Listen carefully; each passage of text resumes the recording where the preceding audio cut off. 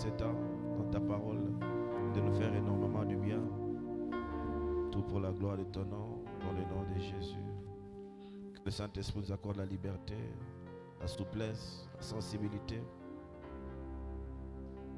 Qu'il règne en maître. Que ton peuple soit édifié. Au nom de Jésus. Amen. Alléluia. Quelqu'un peut bénir le Seigneur.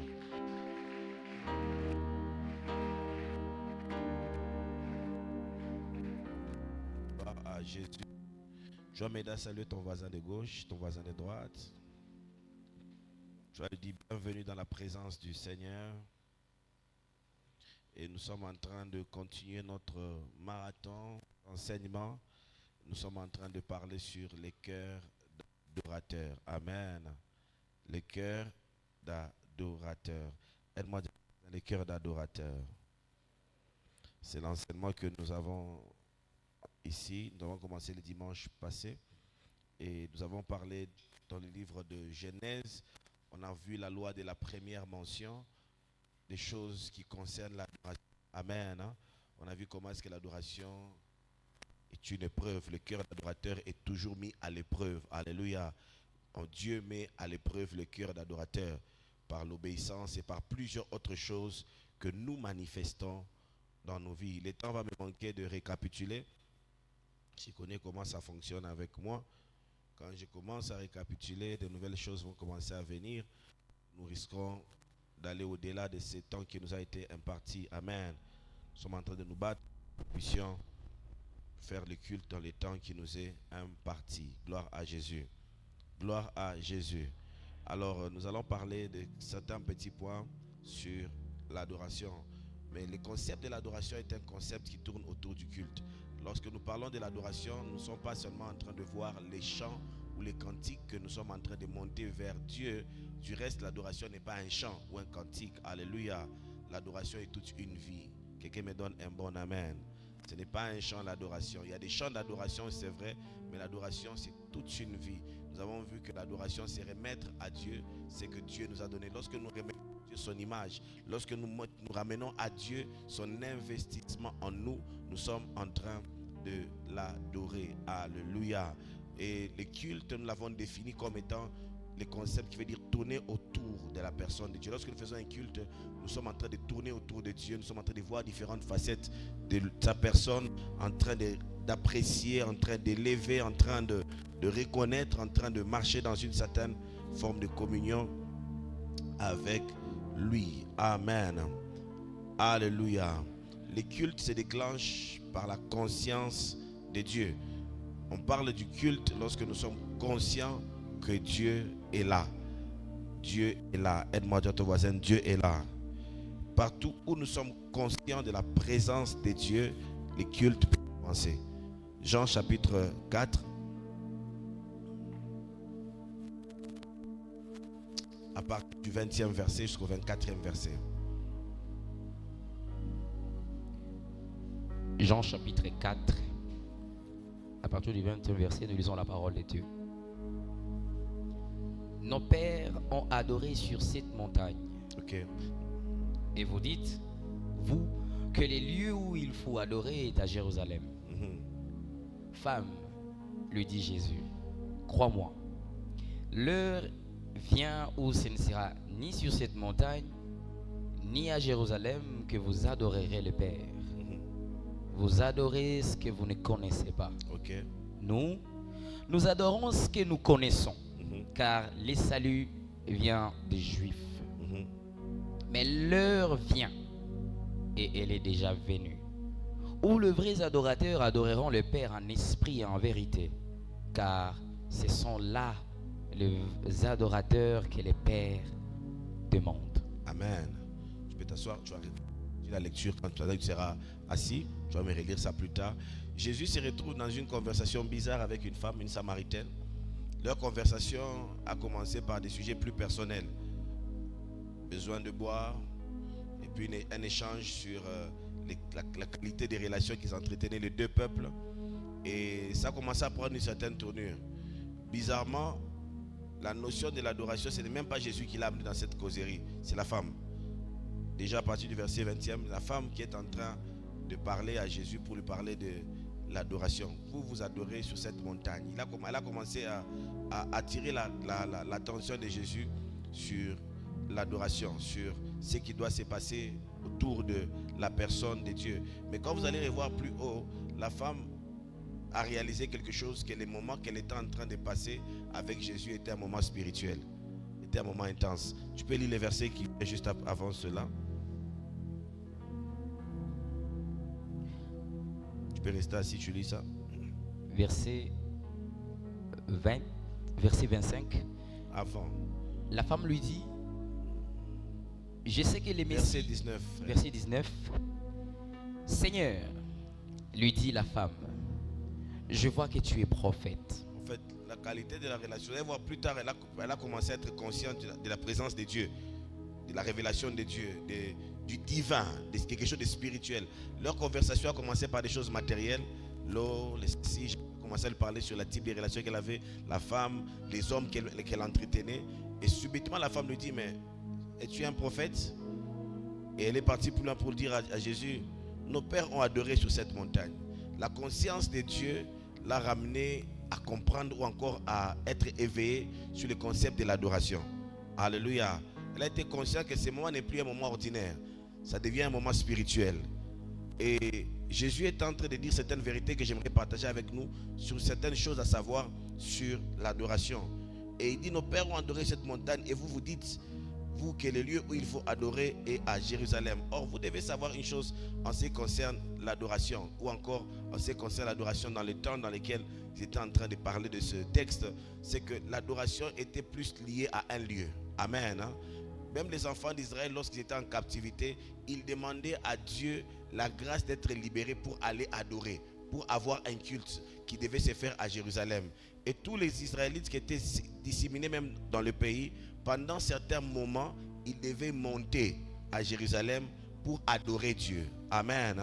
Et ils avaient fait des petites formes de représentation des cultes, des lieux de culte ou d'enseignement plus, qui est appelé les synagogues. Partout, ils étaient même en captivité, ils organisaient des lieux où on pouvait connaître Dieu ou bien dispenser la parole de Dieu. Mais dans leur philosophie, dans leur mentalité par rapport à l'adoration, l'adoration était liée à un lieu. Et ce lieu était Jérusalem. C'est comme ça que vous allez voir, lorsque vous allez lire les psaumes, il y a certains psaumes qu'on appelle le psaume des montées. Amen. Et ces psaumes-là sont des psaumes, des cantiques qu'on chantait pendant qu'on était en train de monter vers les temples pour adorer Dieu. Alléluia. Est-ce qu'on est ensemble? Et c'était ça l'habitude, c'était ça la culture. C'était ce que la femme connaissait. Et ce qui était bizarre pour eux, c'est que la femme a commencé à avoir une expérience du divin en plein Samarie. Alléluia. Et la conscience de Dieu a commencé à naître en elle. J'aimerais dire quelque chose qui est très puissant et profond. Là où il y a la présence d'un vrai adorateur, la conscience de Dieu s'éveille. Je peux recommencer cela. Là où il y a la présence d'un vrai adorateur, la conscience de Dieu s'éveille dans le cœur des hommes. Alléluia. Si tu es un vrai adorateur, même chez vous à la maison, les gens commencent à être conscients de Dieu. Je n'ai pas dit que tout le monde va adhérer à ta foi, mais les gens seront plus conscients que Dieu est là. Est-ce qu'on est ensemble? C'est comme ça qu'il y a des endroits où tu peux venir. Les gens qui ont l'habitude de mener un certain style de vie, lorsqu'ils te voient, ils disent, ah, t'as la passe Tazao. Alléluia. Ta présence les ramène à réaliser que certaines choses ne doivent pas être faites. Parce que Dieu est là. Il arrive des moments où on arrive dans des endroits où tu pars, tu trouves des gens. Ta présence seulement, parce que tu es un adorateur. Tu n'es pas un homme qui se compromet. Tu es un homme qui marche avec Dieu. Tu vas voir même les gens prendre leur petite cigarette en train d'éteindre ça. Et ils disent que nous avons été. Subitement, ils deviennent conscients de la présence de Dieu. Alléluia. Alléluia. Alléluia. Et ma prière à moi, c'est que Dieu suscite de vrais adorateurs. Parce que lorsque vous lirez plus ça, Jésus est en train de dire que Dieu recherche des adorateurs. Dieu recherche des hommes qui sont quelque part. La conscience du divin vient et les cultes commencent. Et lorsque les cultes commencent, par la conscience de Dieu, l'homme commence à se découvrir en Dieu. C'est comme ça que Paul a commencé à expliquer. Il dit, nous tous les visages découverts, nous les contemplons. Parce qu'il dit, les cultes se tournent autour de Dieu. Plus on les contemple, nous sommes transformés à la même image que lui. Et la Samaritaine a commencé à avoir une expérience spirituelle dans un contexte naturel. Quelqu'un est avec moi, si on est ensemble, tu me donnes un bon amen. Et déjà là, moi, ça m'a beaucoup intéressé. Ça m'a beaucoup intéressé. Lorsqu'elle parle de l'adoration, elle ne parle pas du chant ou d'un cantique. Elle parle du culte. Il dit, nos pères ont rendu culte en ces lieux. C'était une habitude pour vous. Mais vous êtes en train de dire, on doit toujours aller à Jérusalem. Et Jésus est en train de vouloir prendre sa théologie et la théologie des pères pour amener la théologie de Dieu dans la dispensation dans laquelle nous sommes dans la nouvelle alliance. Qu'est-ce que Dieu attend, ou bien comment est-ce que Dieu voit les concepts de l'adoration? Qu'est-ce que Dieu attend de l'adorateur? Femme, lui dit Jésus, crois-moi, l'heure vient où ce ne sera ni sur cette montagne, ni à Jérusalem. Ces genres de paroles, quand les Juifs entendent ça, ils ne seront pas contents. Parce que pour eux, le culte est attaché à Dieu. Et c'est le lieu où le culte est attaché, c'est Jérusalem. Alléluia. Et là, Jésus est en train de danser cela. Il est en train de une cassure, ou encore en train d'énoncer les principes de la nouvelle alliance en ce qui concerne les cultes. Tout ce qui a été dit à Aaron, tout ce qui a été dit à Moïse pour établir les concepts du culte est en train d'être brisé, et Jésus est en train d'annoncer de nouvelles manières, encore une nouvelle approche sur le concept du culte ou de l'adoration. Quelqu'un me donne un bon amen. Femme, lui dit Jésus, crois-moi, l'heure vient où ça ne sera ni sur cette montagne, ni à Jérusalem que vous adorez le Père. Vous adorez ce que vous ne connaissez pas. Première chose que Jésus leur dit par rapport à l'adoration, c'est que l'adoration est attachée à la connaissance de celui qu'on adore. Tu me donnes un bon amen. C'est comme ça que j'ai toujours dit que l'adoration est l'apanage des rachetés. Ta connaissance de Dieu t'amènera plus loin dans ton expression d'adoration. Je ne parle pas du chant, s'il vous plaît. Je parle de la qualité culte que tu rends à Dieu. Est-ce qu'on est ensemble? Alléluia. Beaucoup de personnes ne comprennent pas ce que nous faisons à l'église parce qu'ils n'ont pas encore la connaissance de Dieu. Ils se demandent pourquoi est-ce qu'ils se couchent par terre, pourquoi est-ce qu'ils sautent. Des hommes respectés ne devraient pas normalement sauter. Pourquoi ils sont en train de battre les mains comme des enfants? Il faut un peu avoir du charisme dans la présence de Dieu. Alléluia. Et la connaissance que tu as de Dieu va t'amener à exprimer ton adoration d'une certaine manière. Voilà pourquoi ne sois pas pressé de juger les gens dans la présence de Dieu. Il y a des choses qu'eux ont connues de Dieu ou bien ont découvert sur Dieu que tu ne connais pas encore. Amen. Tu peux être là, tu vois quelqu'un qui crie Alléluia. Tu dis, qu'est-ce qui se passe avec cette maman? Sois calme. Tu ne sais pas quelle portion de la révélation sur Dieu il a eu pour les actes qu'il pose. Alléluia. Gloire à Dieu.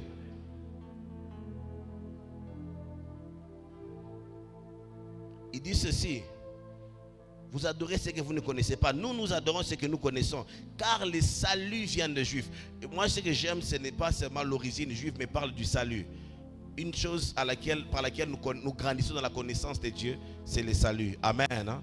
Lorsque nous grandissons dans le salut, nous grandissons dans la connaissance de Dieu. Nous découvrons Dieu lorsque nous sommes sauvés. La nouvelle naissance nous amène à grandir dans la connaissance de Dieu. Amen. En d'autres termes, la nouvelle naissance fait tomber les écailles de nos yeux et nous voyons Dieu tel qu'il est et nous grandissons dans ce qu'il est et ce qu'il fait. Et nous sommes en train d'avancer pour que je fasse l'économie de mon temps. Alléluia. Verset 23, il dit, mais l'heure vient, elle est déjà venue, où les vrais adorateurs adoreront le Père en esprit et en vérité, car ce sont là les adorateurs que le Père recherche. Dieu est esprit. Il faut que ceux qui l'adorent en esprit et en vérité. Et ici, Jésus lui fait comprendre que ce n'est plus un endroit physique, ça devient une réalité spirituelle. Lorsque quelqu'un est né de nouveau, il est né de l'esprit, il a la nature d'adorateur. Alléluia. Et il peut exercer le travail d'adoration. Pourquoi l'adoration était attachée au culte? Parce qu'il y avait des hommes que Dieu avait mis à part pour le fonctionnement du culte. Amen. Hein? Qu'on appelait les Lévites et les sacrificateurs. Alléluia. Et ces personnes devaient faire les cultes. C'est autour de ça que la vie d'Israël devait être. Mais la nouvelle naissance a fait de toi un royaume et des sacrificateurs. Chacun d'entre nous en Jésus-Christ est devenu un lévite. Et partout où il y a un lévite, ou partout où il y a un sacrificateur, on peut offrir des sacrifices à Dieu. Est-ce que je parle à quelqu'un? Or, c'est cette activité-là qui faisait que le culte existe. Lorsque vous lirez, je crois, les livres de... avant Samuel, c'est encore quel livre? Juge, n'est-ce pas? Il y a un monsieur qui a pris un lévite chez lui et qui s'est dit, bon, maintenant comme je l'ai chez moi, on peut commencer maintenant à faire les cultes. Et il a commencé à offrir des sacrifices à Dieu. Je crois que c'est vers la fin là-bas des livres des juges. Pareil, lorsqu'il y a un sacrificateur, lorsqu'il y a un lévite, le culte commence. Et c'est comme ça que Jésus-Christ, en mourant en la croix, il a fait de toi et de moi un royaume, pas seulement de roi, mais il a aussi fait de toi un sacrificateur. C'est pour dire ceci, partout où tu te trouves, c'est un lieu de culte. Donne-moi un bon amen. Partout où tu es, c'est un lieu de culte. Il suffit seulement que tu sois conscient de qui tu es et de qui est Dieu et de la présence de Dieu. Le culte commence. Il y a des bienfaits attachés au culte ou encore à l'adoration. Amen. Ce qui fait que partout où tu passes, dans les bus, dans la chambre, peu importe où tu es lévite, tu es sacrificateur et tu peux commencer un culte. Et il y a des bénéfices qui sont attachés au culte. Amen. Alors, parmi les choses que nous allons voir, nous allons lire un texte. Nous sommes dans le livre de Actes, chapitre 16, le verset 23 au verset 26.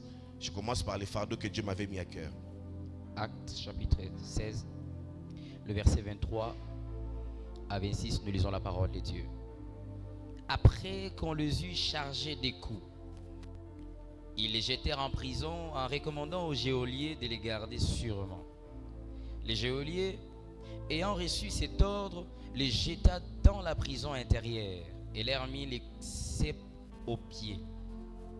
Vers le milieu de la nuit, Paul et Silas priaient et chantaient les louanges des dieux, et les prisonniers les entendaient. Tout à coup, il se fit un grand tremblement de terre, en sorte que les fondements de la prison furent ébranlés. Au même instant, toutes les portes s'ouvrirent et les liens de tous les prisonniers furent rompus. Alléluia. Alors ici, il y a une expérience que les apôtres ont eue. Il y avait Paul et Silas qui étaient en train de marcher, faire l'œuvre de Dieu. Il y a une femme qui était animée d'un esprit de Python qui a commencé à prophétiser sur eux. Et c'était des paroles, c'était comme un esprit de divination qui était en elle.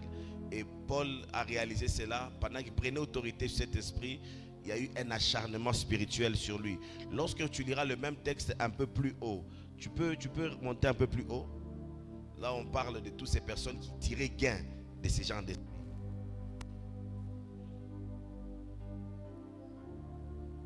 C'est verset combien? 16. Je peux lire verset 16. Verset 16.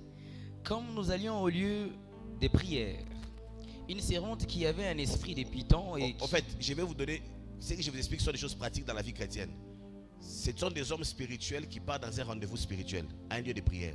Ce n'est pas des gens qui partaient en boîte de nuit ou bien partaient s'amuser. C'est pour dire ceci. Si des hommes spirituels peuvent être victimes de certaines oppressions et des réalités spirituelles, des hommes qui vivent dans la chair sont tellement exposés. Amen. Hein? C'est comme ça qu'il ne faut pas... Quand tu es... Certaines réalités spirituelles que tu vis sont tellement profondes à cause de ta spiritualité. Alléluia. Avance, tu vas voir. Une servante qui avait un esprit de Python et qui, en devinant, procurait un grand profit à ses maîtres. Ok.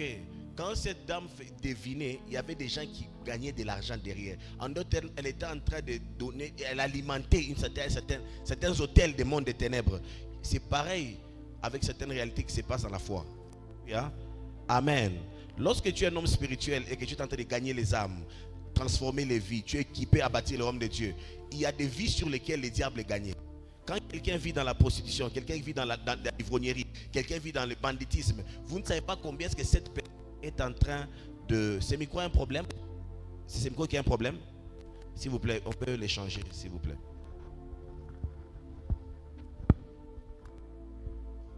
Vous savez, quand vous êtes impliqué dans le travail de l'évangélisation, l'une des raisons, vous allez comprendre pourquoi est-ce que vous avez des fois des formes d'oppression.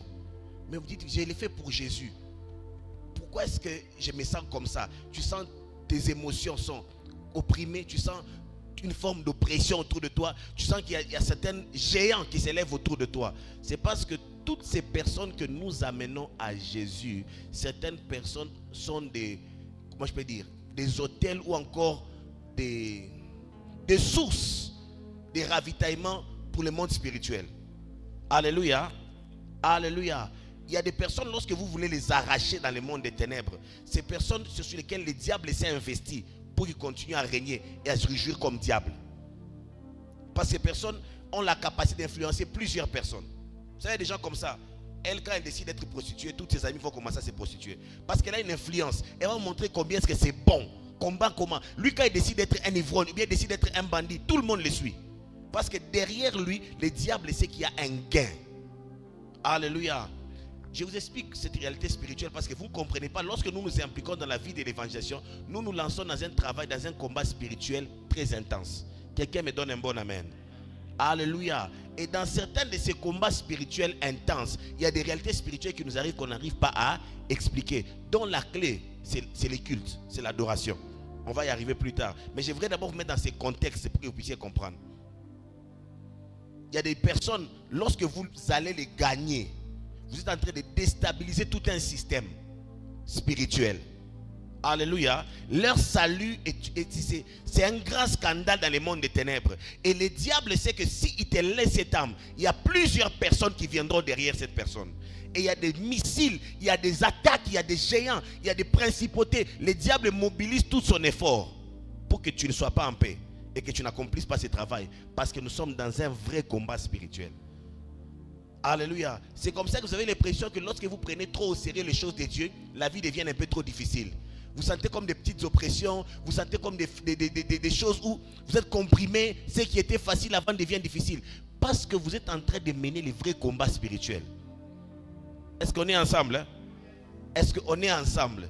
Et aujourd'hui, on va maintenant découvrir comment est-ce que les cultes, les cœurs d'adorateurs peuvent transformer les réalités du combat spirituel en des victoires permanentes. Est-ce que ça passe ou ça casse? Parce que quand nous avons des cellules, nous allons implanter, nous sommes en train de faire ce travail, nous prêchons la sainte parole de Dieu, nous sommes en train de déstabiliser les diables. Il y a des gens qui prennent des décisions pendant que je prêche. Plus jamais moi, plus jamais. Et le diable sait que si toi tu dis plus jamais je ne ferai ceci, plusieurs personnes vont arrêter d'aller en enfer. Et plusieurs personnes iront au ciel parce que toi tu as pris la décision. Et les diables connaissent que ta décision est importante. C'est la raison même pour laquelle lorsqu'on a culte, il faut prier pour les cultes. Le vrai lieu, le vrai moment de combat spirituel, c'est pendant les cultes. Beaucoup de gens étaient convertis parce qu'ils étaient sous cette chair et j'ai parlé de Jésus. Alléluia. Et toi aussi, beaucoup de gens seront convertis parce que tu te tiendras devant eux et tu parleras de Jésus. Et tu ne sais pas, certaines persécutions que tu as, certaines réalités que tu vis, ce n'est pas parce que tu es une mauvaise personne, ce n'est pas parce que tu as la malédiction. Quelqu'un ne peut pas marcher avec Dieu et être maudit. Mais il y a des réalités spirituelles qui sont profondes. Parce que c'est ça les enjeux du combat spirituel. Tu me donnes un bon amen en avance. Et c'est comme ça qu'il y a des moments dans ma vie, je sais que les choses sont devenues intéressantes. Tu apprends seulement la voiture est abîmée, telle chose est arrivée, tel enfant est malade, tu vois dans ton mariage un peu de pression, un peu de tension, ça monte, ça descend. Quand tu vois ça, tu comprends seulement que je suis en train de toucher là où on ne touche pas. Je suis en train d'enfanter, je suis en train de tirer quelque chose, quelqu'un de quelque part. Est-ce que je parle à quelqu'un? Alléluia. Et vous devez être avisé spirituellement de ces choses. Sinon, on ne va pas mener le combat spirituel. Sinon, on ne fera pas quelque chose de grand pour le royaume de Dieu. Parce que le diable a beaucoup de ruses qu'il utilise pour nous détacher des vraies choses. Est-ce qu'on peut continuer la lecture, s'il vous plaît? Et s'est mis à nous suivre. Paul et nous, elle criait, ces hommes sont les serviteurs du Très-Haut et ils vous annoncent la voie du salut. Ah. Elle fit cela pendant plusieurs jours. Paul, fatigué, se retournant. Écoutez, elle fit cela pendant plusieurs jours. Vous savez, des fois, il y a certaines choses que nous savons nous-mêmes que quand on commence. Quand tu es un homme spirituel, tu sais qu'il y a des choses quand je commence. Ça engage plus, ça a plusieurs répercussions. Paul voyait et il discernait ce qui s'est passé. Mais il savait que si je commence à chasser les démons dans cette fille-ci, je vais m'attirer beaucoup de problèmes à gérer. Certaines âmes que nous gagnons, certains combats spirituels que nous déclenchons, amènent certains combats. Nous devons être conscients. Il ne faut pas dire, oh, parce que quand tu décides seulement de commencer à adresser les diables comme diables dans certains domaines, attends-toi que les diables soient diables. Est-ce qu'on est ensemble, hein? Quand tu commences à dire, dans cette maison, je déracine tout ce que mon père n'a pas planté. Alors il avait planté un esprit d'impudicité, il avait planté un esprit de folie, il avait planté une mort précoce. Et tu te tiens la nuit, tout ce que mon père a planté, je les déracine. Tout ce que tu es en train de dire là-bas. Et tu le dis en plus au nom de Jésus. Oh là là. Et quand il entend le nom de Jésus, ça devient sérieux. Alléluia. Et quand ça devient sérieux, le combat aussi devient. Une des choses que le diable aime, c'est qu'il ne soit pas identifié. L'identification ou bien la révélation du diable amène automatiquement le combat.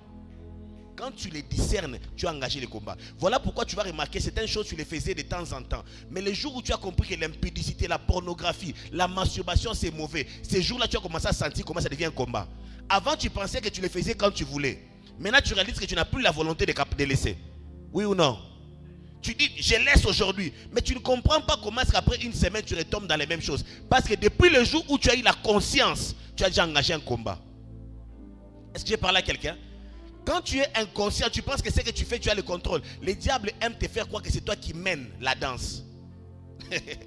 Mais en réalité, quand tu vois dans ta vie, ce n'est pas toi qui mènes la danse. C'est une réalité spirituelle qui te mène dans la danse. Mais je me tiens devant le Dieu du salut. À partir de ces cultes, tu mèneras la danse au nom de Jésus. Beaucoup de gens pensent que c'est quand je vais dire d'arrêter, je vais arrêter. Mais depuis que tu avais pris la décision d'arrêter, pourquoi tu n'as jamais arrêté?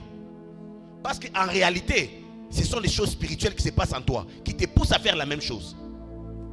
Et depuis le jour où tu étais conscient, le combat spirituel s'est engagé. Tu vas réaliser que même ta volonté est en train d'être combattue. Alléluia.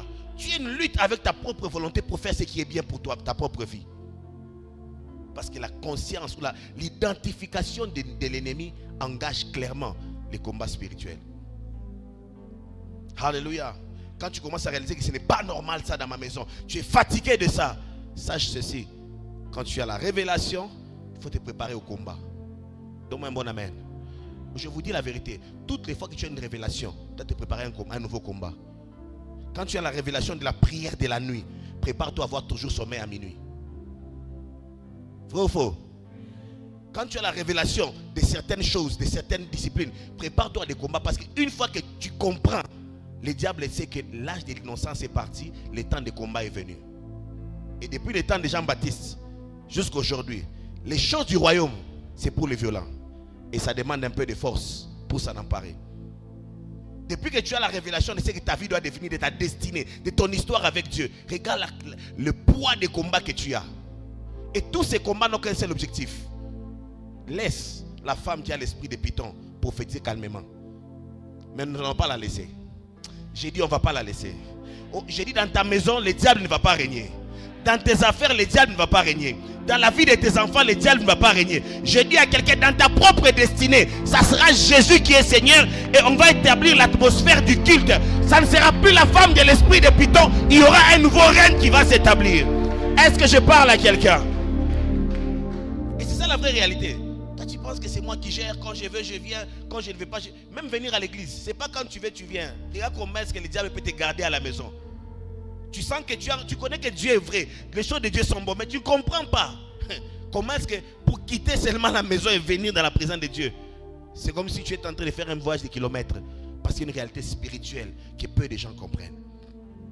Tu peux continuer la lecture s'il te plaît. Paul, fatigué, se retournant et dit à l'esprit, je t'ordonne au nom de Jésus-Christ de sortir d'elle. Et il sortit à l'heure même. Voilà pourquoi ceux qui font dans l'intercession, vous qui aimez l'intercession, faites attention. C'est bien de prier, mais c'est bien de prier avec la conscience du combat. Amen. Hein? Est-ce que je parle à quelqu'un? Et j'ai toujours dit, parmi les personnes que le diable travaille ou bien attaque fortement, c'est les personnes qui ont déjà goûté aux profondeurs de Dieu.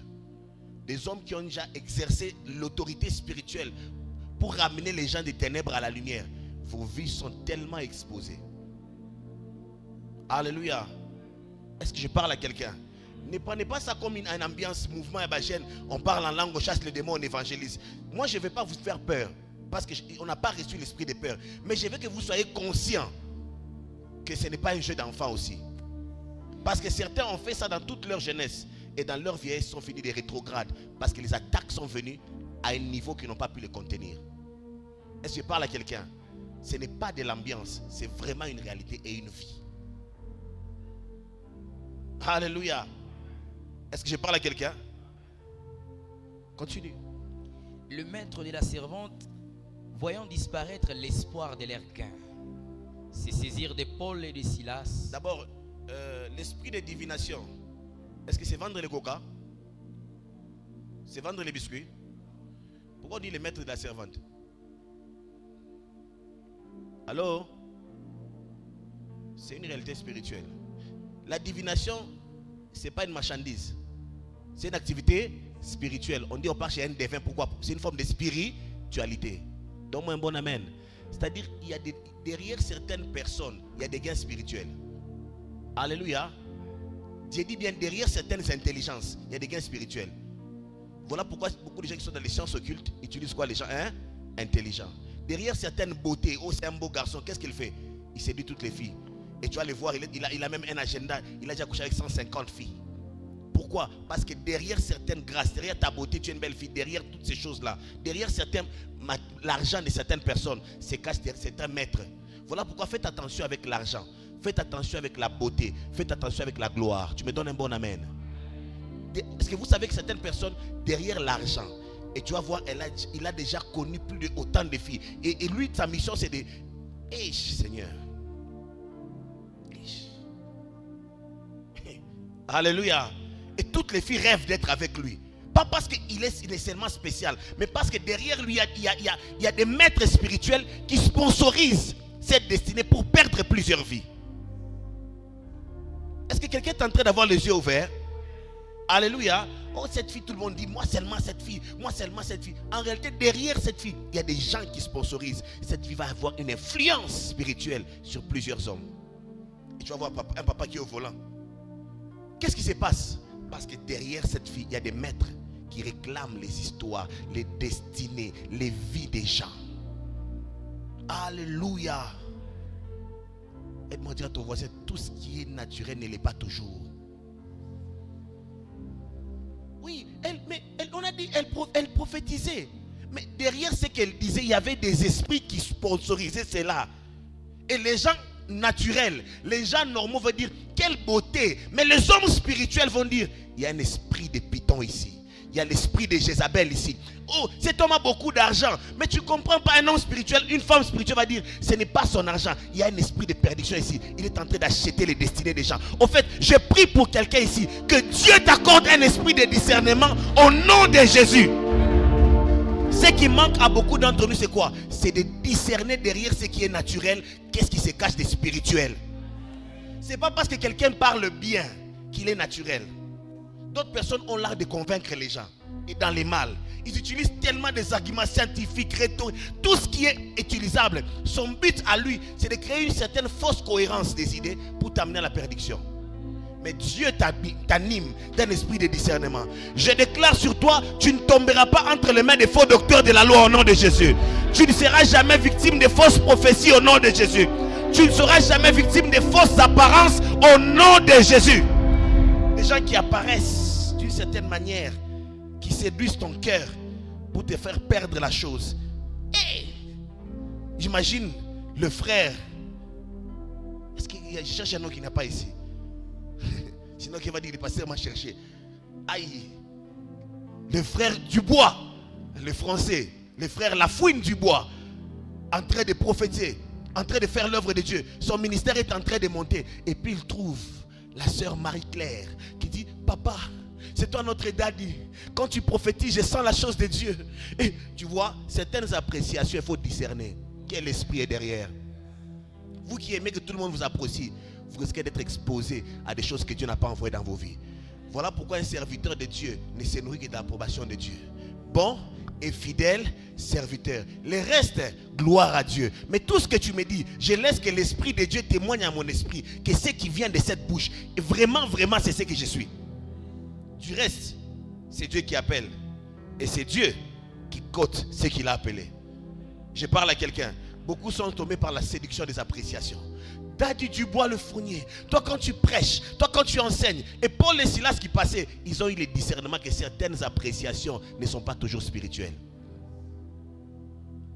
C'est vrai qu'il était un serviteur de Dieu vivant.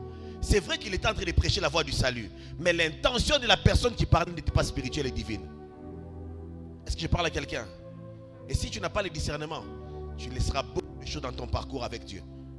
Beaucoup de choses dans ton parcours avec Dieu. Tout ce qui brille, les hommes disent, n'est pas de l'or. Alléluia. D'ailleurs, du point de vue de Dieu, pour que tu voies de l'or, tu dois l'éprouver par le feu. La pureté de l'or, selon Dieu, a toujours été éprouvée par le feu. Alléluia. Et lorsqu'on a éprouvé par le feu, cette dame, ce qui est sorti n'était pas le prophétique, c'était les démons. Aïe, Minatok. Oh, qu'est-ce qui ne va pas? Toi, tu as dit des choses vraies, mais qu'est-ce qui se passe? Bizarre. Aujourd'hui, on a des gens qui ont des dons spirituels, mais qui sont de temps en temps délivrés des démons. J'ouvre une parenthèse que je ferme rapidement. On se demande maintenant qui inspire. Alléluia. Qui inspire? Alléluia. Tu ne peux pas être habité d'un démon d'impudicité. Tu couches avec plusieurs sœurs et puis tu parles encore plusieurs prophéties. Qui t'inspire? Parce que ce sont ceux qui sont conduits par l'Esprit de Dieu. Qui sont qui? Non, c'est pas toi, tu es le fils de... Tu es le fils de qui? Quand tu entends un prophète, un apôtre avec plusieurs scandales, des scandales dans des c'est bizarre.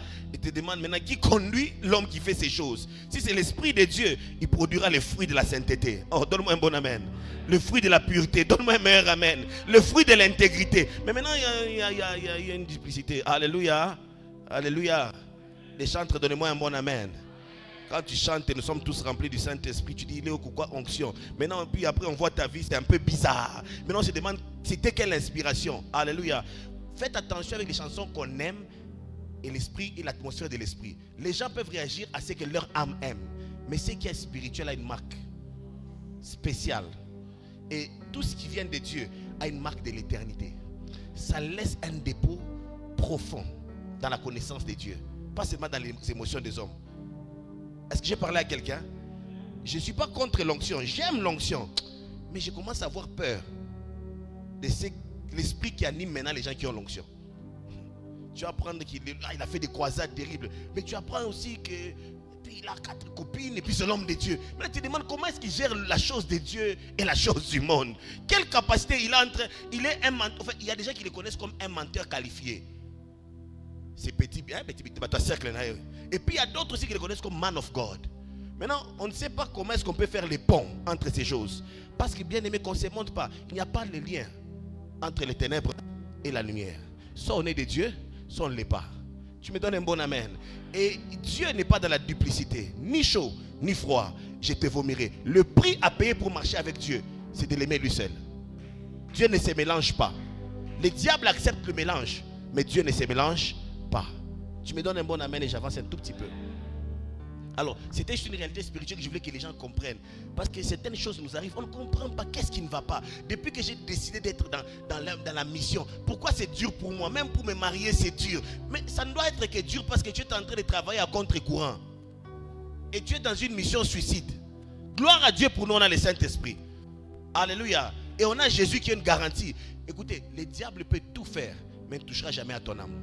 C'est comme ça qu'il a dit à Job, Satan, il dit, fais tout, mais ne touche pas à son âme, pas à sa vie. C'est comme ça qu'un homme qui a été appelé, un homme qui connaît les enjeux du combat spirituel, peut perdre voiture, maison, femme, enfant. Mais il sera une chose, le diable ne peut jamais te tuer avant ton temps. Même le poison qui viendra dans ton corps avant ton temps sera injecté d'une manière ou d'une autre. Je vous dis la vérité, si ça ne dépendait que du diable, certains d'entre nous ne seraient pas encore vivants. Gloire à Dieu pour la croix de Jésus. Voilà pourquoi ta dépendance, ta communion, le fait d'être caché en Dieu permanemment te rassure d'être constamment un homme d'impact et un homme protégé. Car le combat spirituel n'est pas un jeu, c'est une réalité. Lis un peu le verset, continue. Verset 20. Verset 20. Ils les présentèrent au prêteur en disant, ces hommes troublent notre ville.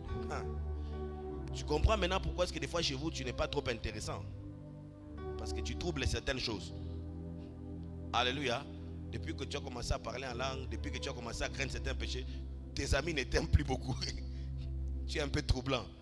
Et regarde comment il te parle. Toi, tu penses que quoi? Tu penses que tu vas nous dépasser nous tous? Tu penses que toi, qu'est-ce que tu as de spécial? Amen. Hein?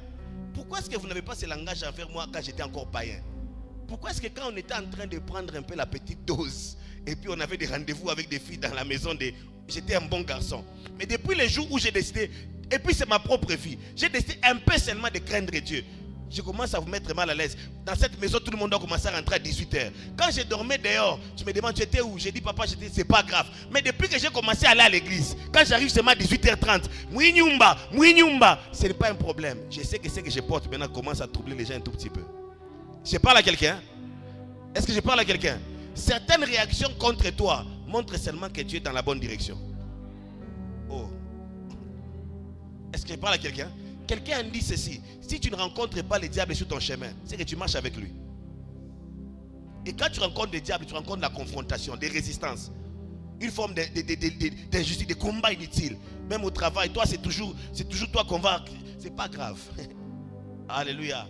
Le diable sait que ta présence est dangereuse. Et tu n'abandonneras pas au nom de Jésus. Tu es très dangereux. Je dis à quelqu'un, tu es très dangereuse. Oh oui, tu es très très dangereux. Tu es extrêmement dangereux. Parce que le Saint-Esprit est en toi. Alléluia. Il trouble notre ville. Il trouble notre famille. Il trouble notre école. Il y a même des gens qu'on a chassé à des écoles parce qu'ils évangélisent. Il nous trouble. On ne veut plus entendre ces choses. Ce n'est pas grave. Nous savons ce qui se passe. Alléluia. Gloire à Dieu. Oh yes. Depuis que tu as commencé ces choses de prière, je ne te tolère plus. Tu ne me tolérer pas en enfer. Alléluia. Et quand vous entendez ces choses, c'est un langage spirituel. N'abandonne jamais Jésus pour faire plaisir à quelqu'un. J'ai dit que n'abandonne jamais Jésus pour faire plaisir à quelqu'un. Alléluia. C'est la pire bêtise qu'il ne faut jamais faire dans la vie. Abandonner Jésus pour faire plaisir à quelqu'un. Alléluia. Continue un peu la lecture. Ce sont des Juifs qui annoncent des coutumes qu'il ne nous est permis ni de recevoir, ni de suivre à nous qui sommes Romains. La foule se souleva aussi contre eux, et les prêteurs, ayant fait arracher leurs vêtements, ordonnèrent qu'on les bâtît de verges. Ah Dieu, où est-ce que tu étais pendant qu'on est en train de sortir les habits de Paul, un homme puissant et oint? Normalement, on doit honorer l'onction. Mais ici, l'onction a été méprisée. Alléluia. Ne vous en faites pas. Tu peux être oint pour certains, pour les autres, tu es méprisé. C'est comme ça. Même si Jésus, on l'a mis à la croix avec un petit habit et le torse nu. Toi, tu es qui? Alléluia. Dis à ton voisin, parmi les prophéties aujourd'hui, on te méprisera dans la vie. Donne-lui la prophétie. Ce que j'ai dit, non, vous ne me... Apparemment, les gens commencent à dire, ce que je prêche, ce n'est plus bon. Amen. Hein? Est-ce que quelqu'un saisit la prophétie? On fera quoi? Oui. Quand quelqu'un te méprise, tu as dit, j'ai béni Dieu pour l'accomplissement de la prophétie du pasteur. Car c'est dans la Bible. Dis à ton voisin, on te méprisera dans la vie. Dis à ton voisin, on t'humiliera dans la vie. Oui, oui, on va te mépriser. On va t'humilier. Beaucoup de gens se disent, bon, comment est-ce que moi, tout le monde, oui, il y a des gens qui t'honorent, d'autres vont te mépriser. Il est qui? D'autres personnes ont regardé Jésus. D'abord, si nous sommes là, c'est pour Jésus, non? Nous tous ici, tout la mon frère, Dieu a Jésus. Mais il y avait des gens à la croix là-bas, ils regardent, ils disent, si tu es, sauve-toi toi-même.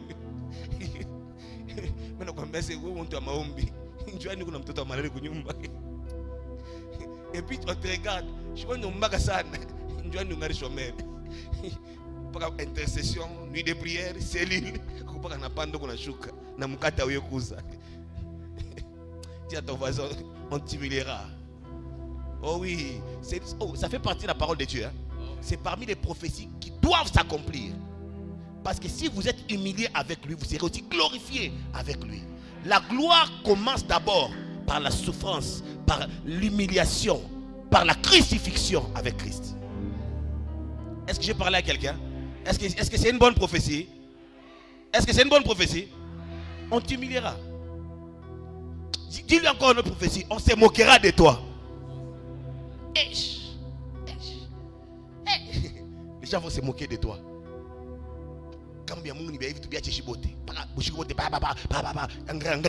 On va se moquer de toi. Comme on s'est moqué de nous tous. Alléluia. Oh là là.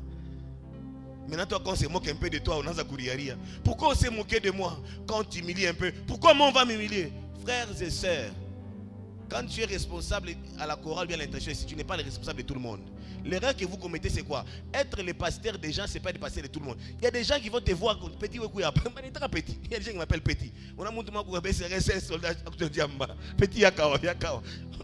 Kende kaka. Pour rien. On se moquera de toi, on s'humiliera. Alléluia. Oh non, moi j'ai l'onction. Quand j'ai pris, les choses se passent. Frère, tais-toi. Pierre, Paul et Silas, on les a bâtis. Alléluia. Ce que j'ai dit, ça passe ou ça casse? Parce que si tu ne comprends pas ces choses, tu auras vraiment du mal de te sentir un bon chrétien. Tu vas penser que toi, tu es les chrétiens qui ont échoué. Or, même les chrétiens qui réussissent, on les humilie aussi. Alléluia. On les méprise aussi. Et c'est comme ça que j'ai toujours aimé cette phrase qui a dit ceci: ce n'est que l'immaturité qui recherche l'unanimité. Un homme mature, on ne l'accepte pas partout et il est conscient de ça. Et tout le monde ne doit pas dire que tu es une bonne personne. Non. Écoutez, un homme mature n'a pas besoin que tout le monde valide. Un homme mature d'abord mate avec les témoignages de Dieu et la conscience de son éternité. Et tout ce qu'il fait, il le fait devant Dieu. Et est-ce que j'ai parlé à quelqu'un? Et c'est que beaucoup de gens qui souffrent de ça. Parce qu'ils ont vécu de ces choses. On m'a humilié, on m'a diminué. C'est naturel, c'est naturel. Paul et Silas ont subi ça. Wow. Paul, ce type il a implanté des églises. Il a ressuscité des morts. Il a fait des grands miracles. L'apôtre Paul, l'homme qui se tient et il y a une grande vague et tout ça de naufrages qui viennent. Il dit, personne ne mourra. C'est quand tu as une parole prophétique et tout le monde entend et puis ça arrive. Ma soeur, tiens-toi debout. Je te vois, tu te maries, tu as des enfants, fille, garçon. Et ça marche. Waouh. Tu dis man of God. Et puis par après l'examen d'état, tu as échoué. Waouh. Professeur, man of God. Tu dis qu'est-ce qui se passe? Dieu m'a abandonné. Non, Dieu ne t'a pas nécessairement abandonné. Il y a ton voisin, il y a des réalités dans la marche. Alléluia. C'est ça la réalité. Voilà pourquoi personne ne doit s'égaler à Dieu. N'essaie même pas de rapprocher. Dieu est unique dans sa classe. Dieu dit à quelqu'un, Dieu est unique dans sa classe. Alléluia. Il est lui seul là-bas. Lui seul là-bas. Continue un peu la lecture pour que je finisse mon message. Après qu'on les eut chargés des coups, ils les jetèrent en prison. Oh non, tu es arrivé à l'église en retard, si ça t'est déjà arrivé, c'est normal. Que Dieu te bénisse davantage. Amen. Hein? Tu as déjà fini un moment de jeûne et prière, tu rentres, il n'y a pas à manger. Il y a l'eau sucrée, bois de l'eau sucrée, dors. Bénis Dieu. Alléluia. Beaucoup de gens pensent qu'ils sont spirituels, ils sont enfants de Dieu, ils vont commander les feux, ça descend les mêmes jours. L'homme de prière, je viens d'un jeûne de 12 jours. Quand je me tiens comme ça, frère, va lentement. Les choses de Dieu ici, c'est un mystère. Alléluia. C'est un mystère. Vas-y doucement, doucement. Et Dieu, par sa grâce, va te faire arriver là où il t'attendait. 40 jours, on a 40 jours, on y est bien. Et tu vas voir quand tu dis comme ça, la personne que tu veux le mal, Dieu les bénit encore. Donc on a trois faux prophètes, et bien on a chaîne en goût. Alléluia. Est-ce que je parle à quelqu'un? Marche calmement avec Dieu. Marche humblement devant la face de Dieu. Humblement devant la face de Dieu. On l'a chargé des coups. Et qu'est-ce qui s'est passé? On les jetèrent en prison, en recommandant aux geôliers de les garder sûrement. Ici, il y a quelque chose que j'aimerais parler. Première chose, on les jetait d'abord en prison. Continue. En recommandant aux geôliers de les garder sûrement.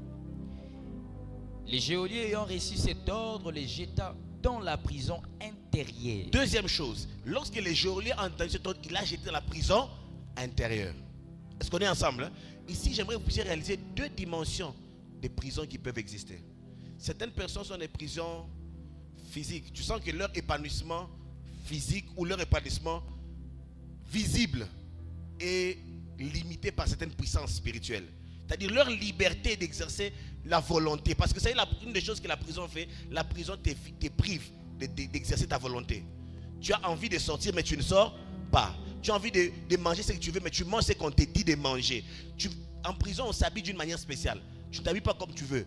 Tu t'habilles la veste quand tu es libre. En prison, tout le monde est dans des vestes des prisonniers. Est-ce qu'on est ensemble? Où ta liberté est canalisée. C'est ce qui se passe lorsque nous sommes en prison. Et il y a des gens parmi nous.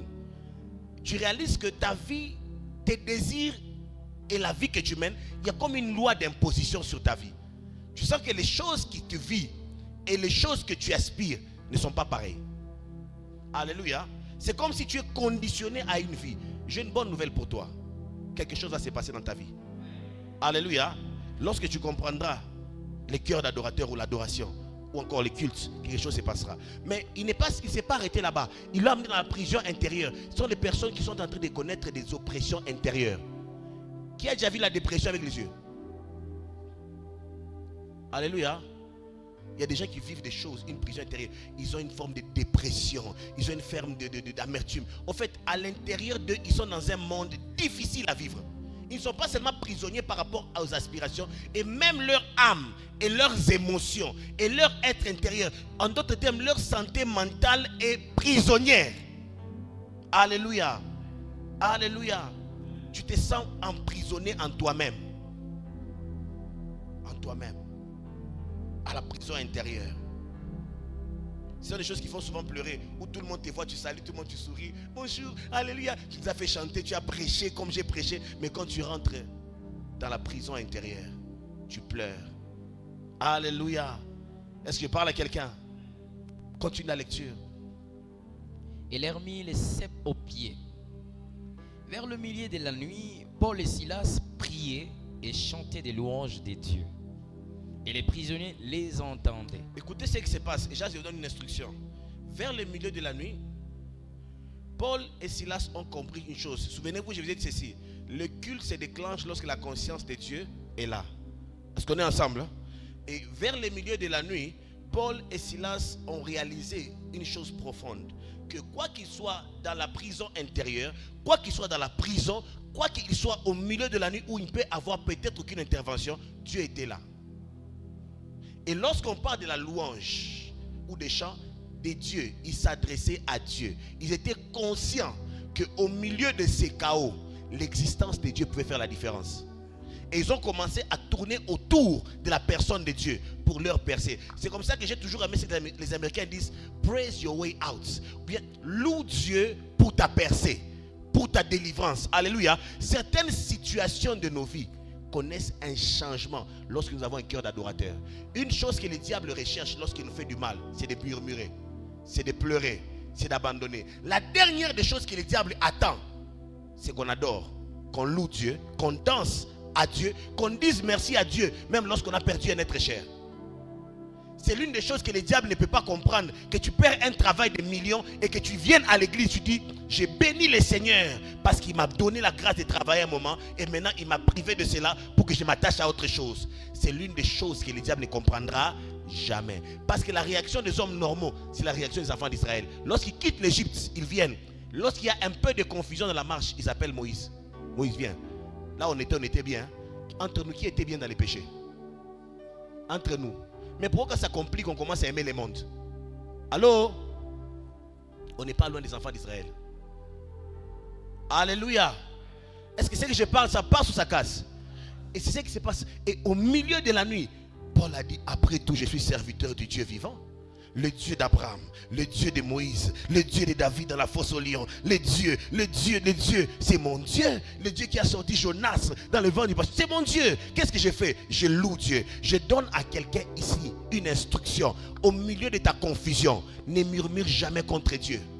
Ne remets jamais l'autorité de Dieu en question. Même lorsque tu marcheras en babouche, après avoir marché dans de belles voitures, compte sur l'Éternel au milieu de la nuit. Parce que la nuit, c'est aussi un signe d'obscurité dans la vie.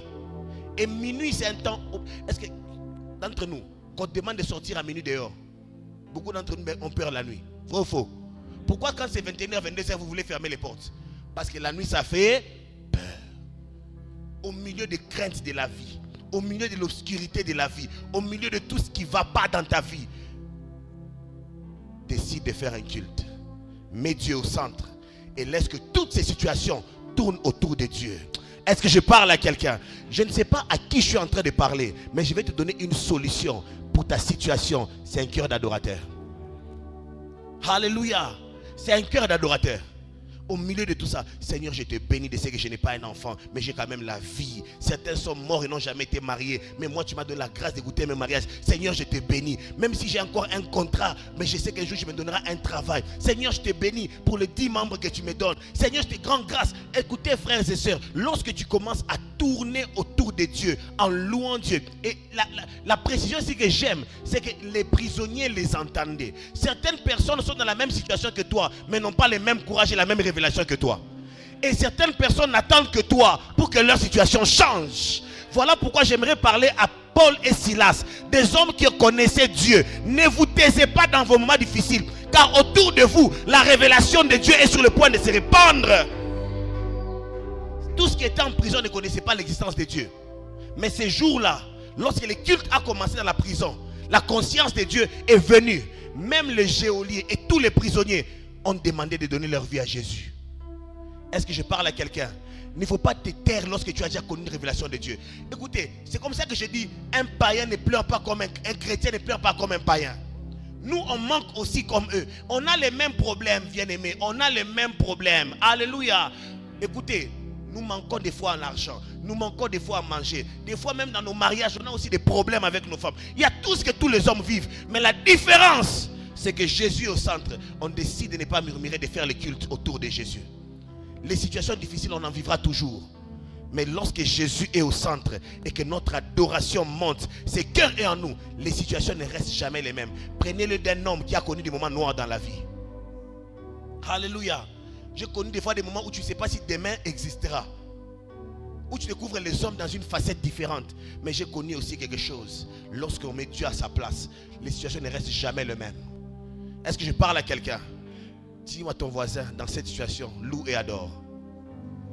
Dans ta famille, là où les gens manquent même la lotion, ne te tais pas, qu'on entende même dans la douche. Kembonaya, ouais. Ils te disent, mais toi tu chantes, on n'a pas mangé. Dis-leur, c'est mon Dieu pourvoira à vos besoins. Je sais que c'est lui que je suis en train d'adorer. Je ne suis pas un tintin comme vous le pensez. Je marche avec un Dieu. Je connais l'histoire de ce Dieu. Ne vous taisez pas, ne vous taisez pas. Montrez aux gens que vous connaissez Dieu et que Dieu est sur son trône. Et j'aimerais dire à quelqu'un, l'Éternel est sur son trône. Ta vie ira mieux. L'Éternel est sur son trône. Les situations de la vie vont changer. Est-ce que je parle à quelqu'un? Une des choses que le diable aime, c'est que tu te taises, que les gens n'entendent pas ta louange. C'est quand ça va mal, c'est à minuit qu'on adore et qu'on loue. C'est lorsqu'on voit la souffrance, la dureté de la vie, qu'on est encore plus insistant dans la maison de Dieu. Comme ça, les hommes auront une histoire à raconter avec ton Dieu.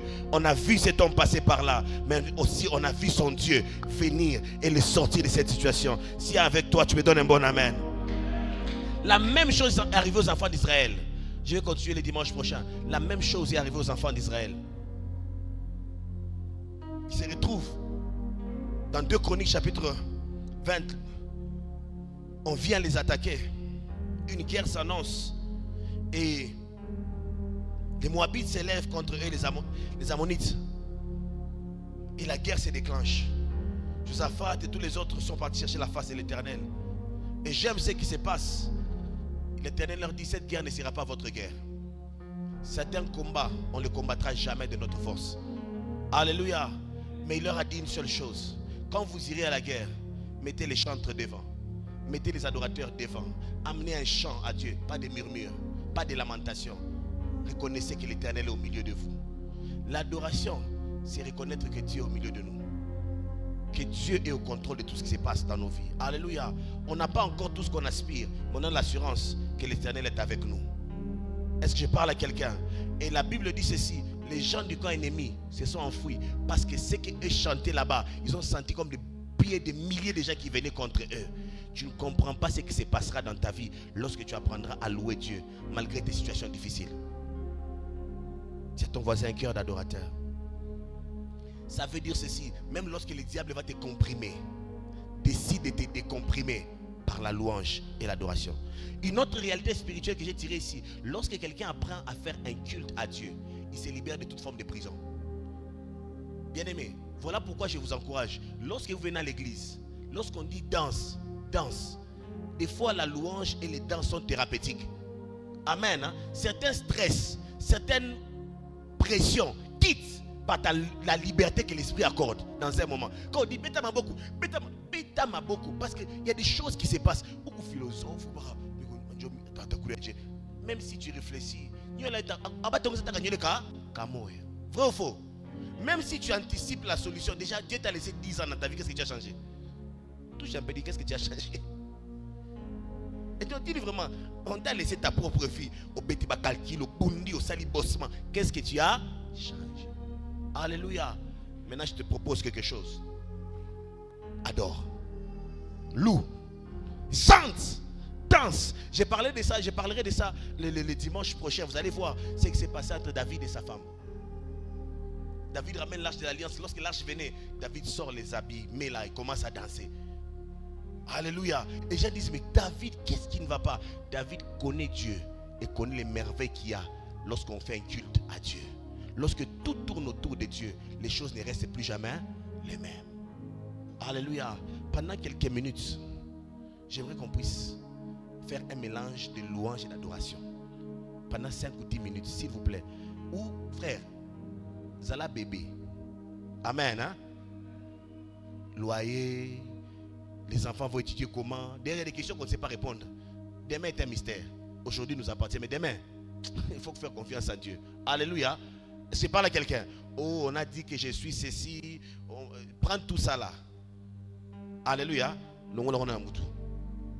Amen. Hein? Prends tous les titres que tu as de la vie. Oh, moi, je suis tel. On m'appelle tel CEO, DG. Ou bien moi, je suis... Prends tout ça, mets de côté. Oublie tes comptes en banque. Oublie tous ces trucs que tu as. Mets-toi devant Dieu. Dis, Seigneur, dans mes minuits, dans mes questionnements, je vais tourner autour de ta personne, pas autour de mes problèmes. Si c'était toi, tu allais demander au geôlier, puis ça un téléphone, n'a bien un oncle Moroboué. Vrai ou faux? Mon oncle travaille quelque part là-bas, je ne sais pas moi, Kinshasa. Tout le monde aime Kinshasa. Amen. Hein? Et mon oncle est quelque part là-bas, je peux l'appeler quand même. Il peut faire une solution. J'aimerais dire à quelqu'un, dans certaines situations, il n'y a pas de solution sur la terre. Je vous dis la vérité. Devant certaines méchancetés des hommes, il n'y a aucune solution sur la terre. Alléluia. Il n'y a que le ciel qui peut décider sur ta situation. Certains même sont déjà assis sur ta matrice. Elle n'enfantera jamais. D'autres sont assis sur ton mariage. Elle n'aura jamais la paix dans ses mariages. Il ne sera jamais heureux. Il aura des enfants qui vont lui créer les troubles jusqu'à ce qu'il va mourir. Ils se sont assis dessus. Et avec un cœur méchant. Et dans ces choses, même si tu as appelé un oncle, papa vient nous conseiller, tu appelles les hommes, ils vont venir parler seulement. Mais quand ils partiront, les lois subsisteront. Mais lorsque les cultes s'aimaient, c'est un changement de règne. Je parle à quelqu'un, un changement de règne. Et quand le bon roi règne, quand le juste règne, il y a la joie, il y a la paix. Le prince de la justice va régner dans la vie de quelqu'un. Alléluia. Tu sais qu'il t'arrive des fois, dans ta famille, j'ai dit, ah bah toi, ils finiront tous comme ça, elles finiront tous des prostituées, leur vie finira comme ça. Et tu vas remarquer, tu t'es bas. Donc, si c'est question de courage seulement et de la force dans la vie, tu aurais eu des résultats. Mais regarde les résultats qui t'arrivent, parce qu'il y a des choses qui doivent quitter par les cultes. Les prisons vont s'ouvrir aujourd'hui. Je dis les prisons vont s'ouvrir aujourd'hui. Je ne suis pas venu raconter un livre de romans ou bien des trucs là de, je sais pas moi, qui sont les auteurs des livres là, on appelle les Beauvier ou bien qui ça. Non, je suis venu vous parler de Dieu puissant. Monsieur le Saint-Esprit, il est là. Et il est là pour glorifier Jésus. Est-ce que je parle à quelqu'un? Son Excellence, l'honorable, le Saint-Esprit est quelque part dans ces lieux. Pendant que nous sommes en train de louer, d'adorer et de remettre ses problèmes pour dire Seigneur, en prison, mais nous savons que tu peux descendre si les choses changent. Je suis en train de déclarer sur vos vies. Pendant ce temps que nous allons passer. Et ça va s'enchaîner comme ça. 24, 48, 72, 7 sur 7, 30 sur 30. Qu'est-ce qui se passe? Je déclare sur vos vies des miracles qui s'enchaînent. Et un enchaînement de miracles. Je déclare des miracles de 24 heures au nom de Jésus. À partir de maintenant, 12h27 minutes. Et dans les prochaines 12h27 minutes, certains d'entre vous vont commencer à expérimenter de nouvelles choses.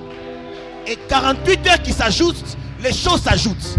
Je me tiens devant Dieu, que j'honore, que j'aime, et que je sers depuis ma jeunesse. C'est lui qui nous a donné sa parole pour l'enseigner afin qu'il accompagne par des signes, des miracles et des prodiges. Personne ne va prêcher quelqu'un d'autre. On va seulement louer et adorer. Et chacun fera ce qu'il sait faire. On va danser, on va, je ne sais pas ce qui va se passer. Mais ce que je sais, je déclare un miracle de 72 heures au nom de Jésus. Je déclare des miracles qui se suivent de semaine en semaine. Je déclare des miracles de 1 mois, dans 2 mois et dans 3 mois. Si ça te rate, que l'Éternel ne soit pas Dieu sur son trône. On va adorer et louer ce Dieu. On va danser et on va seulement faire ce qu'on sait faire dans la présence de Dieu.